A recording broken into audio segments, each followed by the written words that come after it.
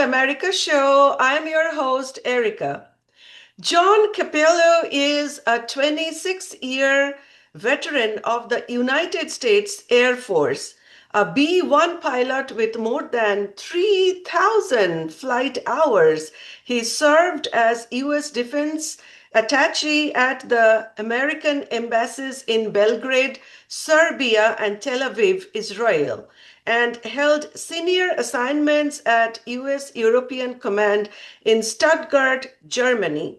He also taught at the U.S. Air Force Academy. Following his military career, Cappello worked in national security policy in Washington, D.C., and founded two nonprofit organizations focused on supporting democratic reform in Southeast Europe and the Middle East, with an emphasis on accountability, transparency, and independent media. He is the founder and president of the Hal-Eard Mission Foundation, which works to preserve the history of the World War II rescue of more than 500 U.S. airmen, and a founding partner and a president of the Balkan Security Network, which conducts defense, security, and disinformation analysis related to the Western Balkans. Cappello is currently a candidate for the U.S. House of Representatives in the New York's 17th Congressional District. So I welcome John Cappello. So, John, it is indeed my great pleasure to have you in my show called The AmErica Show. So I would request you to kindly present an opening statement. Well, thanks, Erica. Thank you very much for having me on and for your commitment to talking about public service and to making community a better place. I think that's really commendable, and I think we need more of that. And I appreciate the opportunity to speak to you how we do that. I've, as you mentioned, I spent a lot of time. I spent over 3 decades serving our nation, not just in uniform but outside of it. And I've learned one thing, that real leadership is about serving others. It's there's a statement, service over self. And I think our country really needs more people who see public service not as a career, but as a calling. And I look forward to talking to you more about that. From day one, I said that we need to do politics differently, and I hope we have a chance to talk about that. Sure.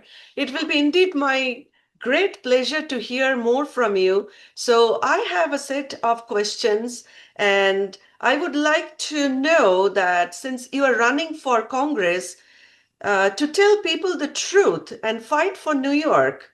So, what are your exact concerns and steps to fix New York as a candidate for the Congress?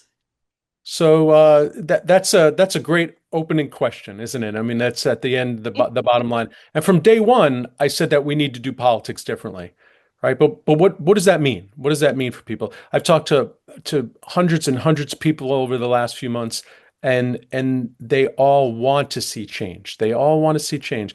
But what does it mean? For me, it means something very specifically, actually. It means restoring balance and accountability, which I think we've lost right now in our politics. And I'm committed. I have made a commitment, a pledge to do 5 things: campaign finance reform, term limits. Members of Congress should not be allowed to trade stocks while in office, nor should they be able to roll over and become lobbyists immediately after leaving office. And we need a code of ethics for the Supreme Court. And I think those 5 things done together from day one in Washington will not only restore balance and accountability, but I would argue restore trust in the system and trust in the people that we're sending to Washington, D.C. to do things differently. Okay. That's an essential first step. I think all the other issues that we deal with on a daily basis are exacerbated, made worse because we don't have a system that works for people. Okay. So, next question. A recession is knocking at the door, and our country is in a war with Iran. Inflation is already a crucial issue. People are struggling the most to meet their ends. There are record number of foreclosures and bankruptcy. The gas price is skyrocketing and the price of the essential commodities are too high. So how will you handle this issue in Congress if you get an office? And also one more question connected to this. How will you deal with the bipartisan decisions when you have strong differences with the opposition party? Yes, those are there's a lot to unpack there. And you pointed out we are in a cost of living crisis right now. And we need public servants that are going to deal with the crisis, right? Deal with the specifics and Mhm. not fight partisan battles. We need Congress that works and not performance. But the fact of the matter is, as you point out, we live in a binary political world, right? We have two parties. We need two parties that function and do the work for everyday people. Um, you know, uh, I think we have to start by addressing the poor decisions that have been made over the last years. Uh, the tariffs that were put into place, um, the wars of choice. We've made decisions unilaterally as a nation to conduct uh, foreign adventures. And these things affect us on a daily basis.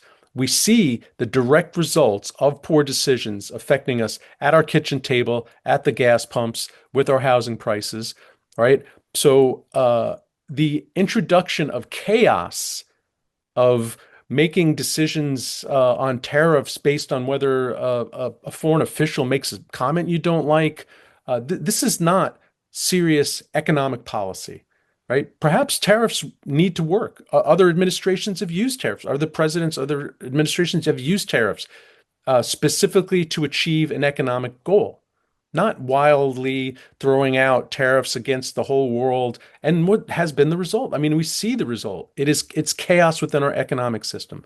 The war, perhaps we needed to address Iran. I mean, Iran has been a serious threat. But how do we do that in a serious manner that doesn't introduce chaos, which affects us on a daily basis? And I think starting by addressing these decisions is key. Doing away with the tariffs that are affecting the prices. It affects our home prices because the cost of goods to produce, to build homes to is continues to rise. So I think starting by addressing this is about leadership in a very difficult moment. And I think you talked about uh, the split within our political system, right? Very divisive, very divided, polarized. People I talk to are tired of this polarization. They're tired of this divisiveness, of just the attacks against one another. Congress doesn't work because they're not talking with one another. And I think that's key to the second part of the question you asked, right? How are we going to work uh, in a very, very partisan environment? And that is by diplomacy. I mean, diplomacy is not just an international affairs issue, right? It's about building relationships. It's about building what is strong and what works, not just demolishing. It's about calm judgment, strategic thinking, steady leadership, and being able to talk with everyone to identify challenges and then find real solutions to those challenges. And I think that's the approach that we have to take in our politics. Right, absolutely. Okay, so the next question is about health. So we all know that health is wealth. So what changes do you support for the current healthcare system when the claims are getting declined and the co-payments are very high? How will you protect the Affordable Care Act or the Obamacare? Sure. I can't believe we're still having these conversations, 10 years after Obamacare, right? There's just absolutely no reason that the most prosperous country in the world that we can't have healthcare for all of our citizens. It's just, you talked about it. Look, healthcare is a right. People should not be going into debt because they're getting sick. They should not be losing their houses, it's just not acceptable in this country. The the government can supply low-cost healthcare. They do it for veterans every day, right? They're doing it for veterans. We could find a solution to this. The ACA, it made access more, it made healthcare more accessible. It increased the number of insured. So step one has to be to restore the subsidies so that people's coverage, doesn't double. But this is a band-aid, right? This is the first step. Um, and it's clear that that needs to happen immediately. I mean, we need to lower costs, expand coverage, and then, we need to, I think a big part of, talking to people, reducing paperwork, right? And the billing burdens that it makes it so difficult and hard to access. Um, and I think there's ways to do this. Again, step one, extending the ACA, the premiums, right? The subsidies. Um, Strengthening Medicaid. Mhm. That's so important. We have a lot of conversations about Medicaid for all.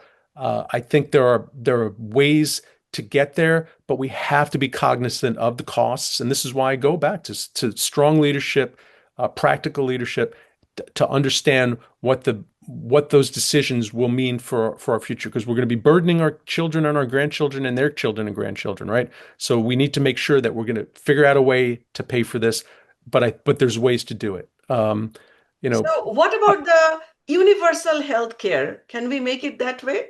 yeah, well, I think universal healthcare is the goal, right? I think it should be the goal, but again, we need to step back, because universal healthcare it's a bumper sticker, right? Mhm. Uh, the details are extremely important.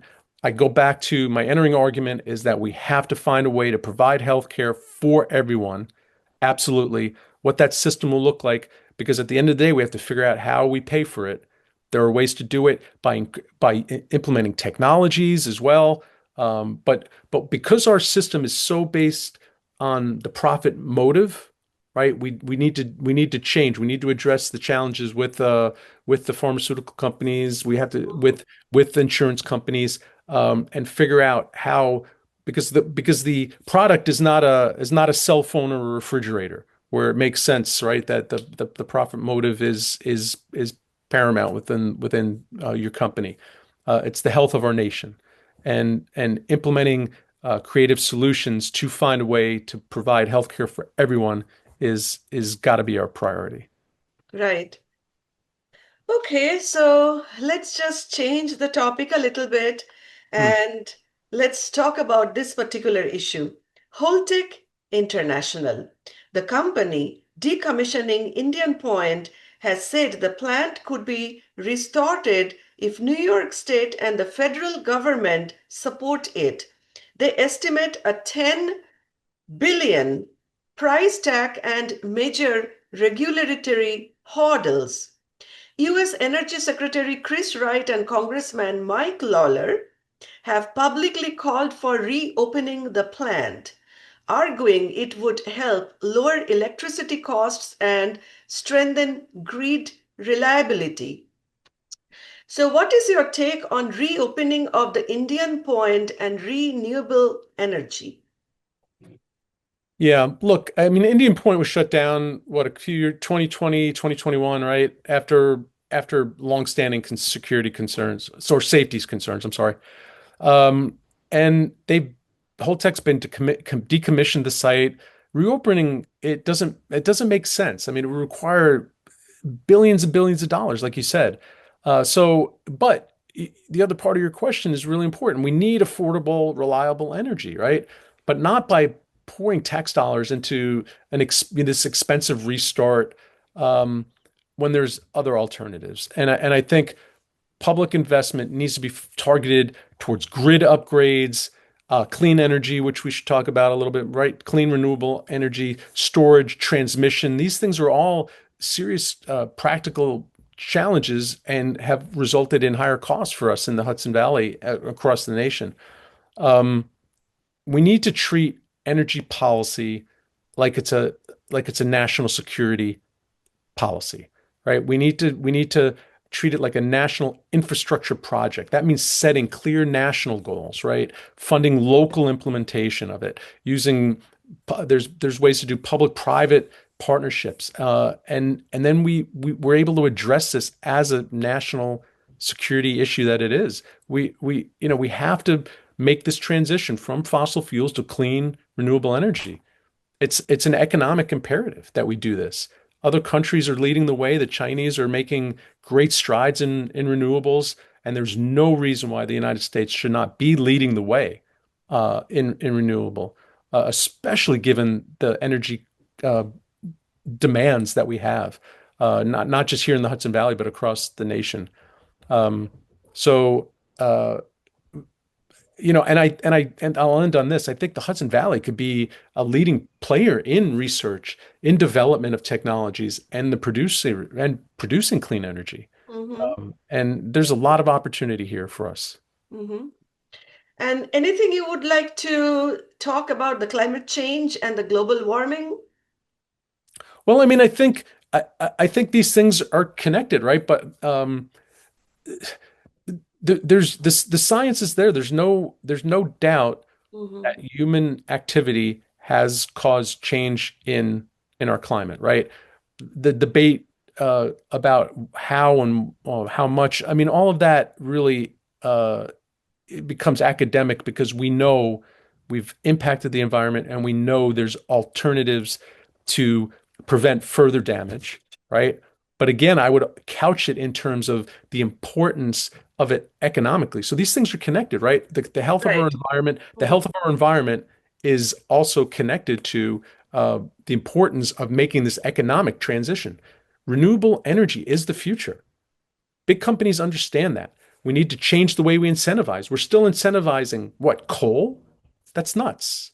Or we're still incentivizing fossil fuels. It's going to take time to transition, right? There's no doubt about it. We'll feel some pain, and we have to figure out how to mitigate that pain. But changing the uh, incentive infrastructure to start to incentivize clean research, development of clean energies, of renewable energies, of making them more efficient, which they are becoming.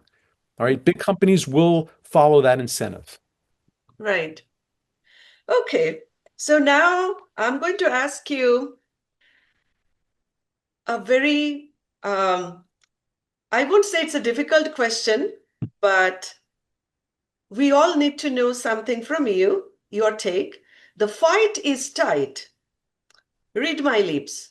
The fight is tight for CD17. There are so many candidates in the limelight, 5 candidates so far. So, what is your mantra or trump card to win this race?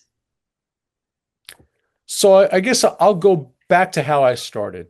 Balance and accountability, right? Restoring balance and accountability. Um, we need to change who we send to DC. Those 5 things I mentioned earlier, not many people disagree that these things should be implemented. But why are they not implemented? Mhm. Because the status quo works for the people we keep sending to Washington, right? People don't want to give up what works for them. We things will change only when we decide to change who we send to Washington. Um, so that pledge I took, I've taken that pledge with over 100 congressional candidates from around the United States, over 40 states. People have made this commitment, right? So making that change, it's not one person screaming at tilting at a windmill. No, this has to be a movement to change the people that we send, and that has to start from day one. I'm bringing, I think, real world leadership, calm judgment, common sense back to Congress to fight for this country from the ground up. I think solving hard problems requires strength and diplomacy, not shouting, name calling, performance politics. I think that's what is rewarded in this attention economy, right? The Right. yelling and the Mhm. screaming. I think um, we have to, convince people that we need to get back to doing their business, going to Washington, doing things differently, being held accountable, and then coming home to continue to serve the community. You know, I go back to the again what I said. This is about leadership in a difficult moment. Um, you know, I've worked in challenging environments, whether it was in the military and diplomacy, I uh, know. and Mhm. you know, I think it takes strength in leadership, strategic thinking, and calm Right. You diplomatics. have to keep your calm, rain or shine, no matter what. And Yeah. you are already a leader because the way you have conducted your service and your presentation, that is something really praiseworthy. And we need somebody like you who will think for the people, of the people, by the people, and also know how to be a problem solver, right? Yes, I mean that's exactly the point, right? We're government is about making people's lives better, Mm-hmm. right? Government should be efficient, it should be effective, and that's by starting by identifying what the challenges are, finding solutions, and then building consensus, right? I mean, you've pointed out a number of times the importance of finding ways to work together because we have to build It has to partnerships, be we a have to build teamwork, consensus. a bipartisan or sometimes a multi-partisan because other Sure. parties are also there.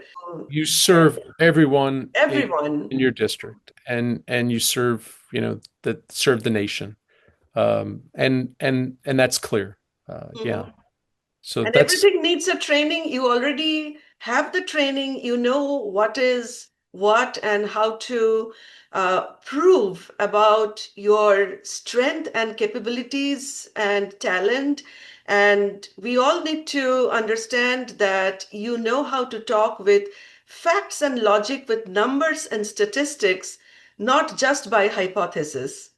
Oh, I think, you know, again, you point out something that's really important. You know, I've worked at national, international levels, building teams, building coalitions, building partnerships to find solutions to real problems and implement those, right? And work together. We may not always agree on everything, but we agree that we have to find the solution to the problem Right. because those solutions are there. Training and It's making the experience, they will, of both count. And course. you have both. Okay, so I Thank would you. love to hear a good closing statement from you.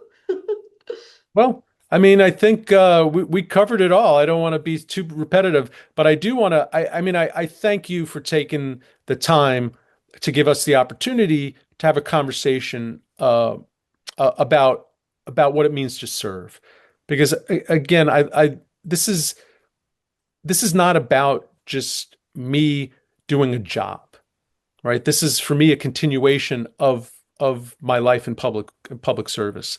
And I think a big part of this is getting people to look at politics differently.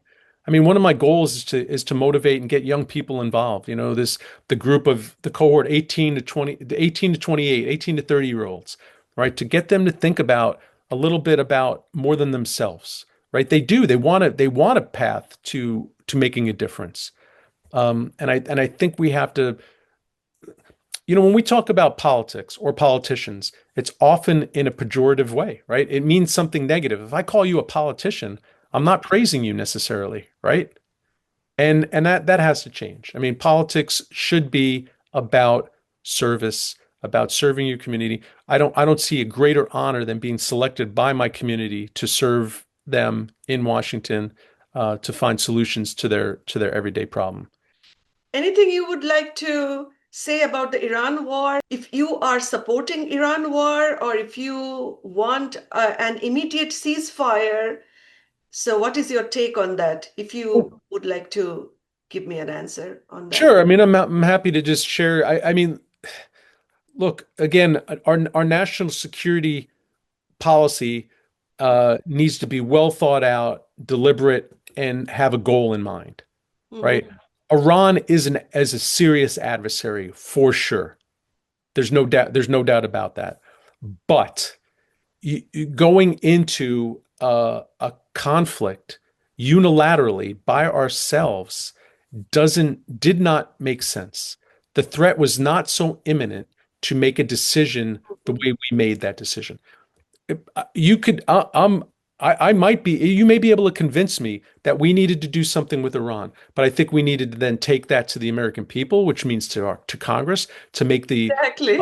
to make the argument why it's strategically important to do now, how we're going to do it, how we're going to address, and then of course our allies. America doesn't fight alone, right? We don't. When if this is such an important uh, issue for national security, for world security, then let's convince our allies and let's get them on board. And let's say we want to achieve X, Y, and Z, and this is how we'll do it. And this is how we'll cooperate with you to do it. Hmm. Right? This Right. is the idea that other administrations have ignored it, and this administration took courageous action. I'm not sure that's the best argument because it had consequences. It had consequences for us on a daily basis, right? It's an introduction of more chaos into our daily lives. All right. I mean, the gas price isn't everything. I get it, right? If we really had a national security issue that we had to address, people are willing to sacrifice. People are willing to pay more at the pump or whatever. But this is not where we were, and this is not what should have happened. And people are paying a daily uh, a, a price on a daily basis in their daily lives. Right.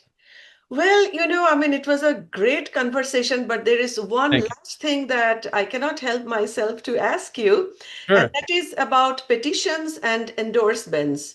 Uh-huh. So I see that that has become the talk of the town, that who gets how many petitions and who raises the most money as a fundraiser, Sure. and also who gets the most endorsements. Hmm. So, what is your take on that? I would like to know from you. Sure. Look, I could speak from my experience as a first-time candidate. Uh, for me, it was very important to meet people, and so we To took. knock at the doors. So we had a small team of folks, and for that month or 5 weeks, it was every day for 10 to 12 hours, I was out knocking on doors. I knocked on thousands of doors. Really, I Wow. did. Talked to hundreds and hundreds of people. Hmm. That is why I'm still committed because of those conversations and meeting people, meeting our neighbors uh, Hmm. on their doorsteps, in their living rooms. That some invited me to warm up because it was a cold February. Um, I heard very similar things across the spectrum. People are tired of politics the way it's done. They're tired of the divisiveness. They're tired of the division. And I could tell you something else. A large percentage of folks don't know who's running. They still don't know who's and Mhm. it's so money is important, yes, but being out there talking with people, I don't need the most money. I just need enough money to get my message out there, to reach people, to have conversations with them, because that's the way you build trust, and that's the way we make a change in how politics is done. So, Mhm. I'm focused on what I'm doing. I'm focused on getting my message out there, and I think the best way to do that is to meet with people, have conversations with people, Yeah, and with a connection, connectivity. So that is an excellent answer, and that was exactly what I was looking for. So I would like to convey my sincere thankfulness to John for his valuable time and this informative discussion. John is accomplished, confident, and experienced, and I wish you all the very best of luck for this June primary. I would also like to wish all the mothers happy Mother's Day and an upcoming Memorial Day as well. So, see you soon with a new theme, new topic, new panelist in the next show. Until then, please stay tuned. Thank you so much, John, for thank, your time. thank you, Erica. Thank you so much. I appreciate it.